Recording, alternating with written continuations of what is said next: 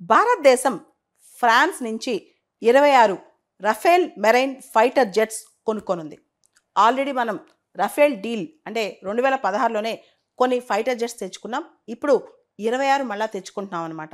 ఈ దిశగా cabinet committee on security మనందరికి తెలుసు సీసీఎస్ అప్రూవ్ చేయాలి ఇంత పెద్ద డీల్స్. ప్రైమ్ మినిస్టర్ అధ్యక్షతన క్యాబినెట్ కమిటీ ఆన్ సెక్యూరిటీ ఈ డీల్ని అప్రూవ్ చేసింది.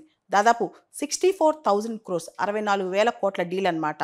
ఒక్కసారి డీల్ కుదిరిన తర్వాత ఆ డీల్ ఎగ్జిక్యూట్ అవ్వాలంటే అంటే ఈ ఫైటర్ జెట్స్ మన దగ్గరికి రావాలి అంటే దాదాపు 3.5 సంవత్సరాలు పడుతుంది. ఈ సంవత్సరంలో నెక్స్ట్ 2-3 మంత్స్ తర్వాత ఫ్రాన్స్ యొక్క డిఫెన్స్ మినిస్టర్ ఇండియాకు వస్తున్నారంట.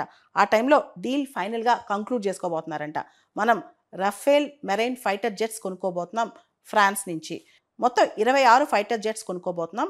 దానిలో 22 సింగిల్ సీటర్ జెట్స్ అనమాట.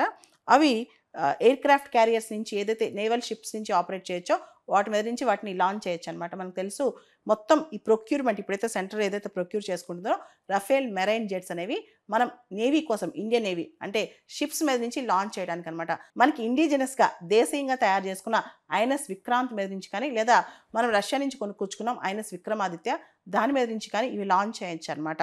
ఈ ఎయిర్ క్రాఫ్ట్ క్యారియర్స్ అవన్నీ కూడా షిప్స్ వాటి మీద నుంచి ఈ ఫైటర్ జెట్స్ లాంచ్ చేయొచ్చు అనమాట.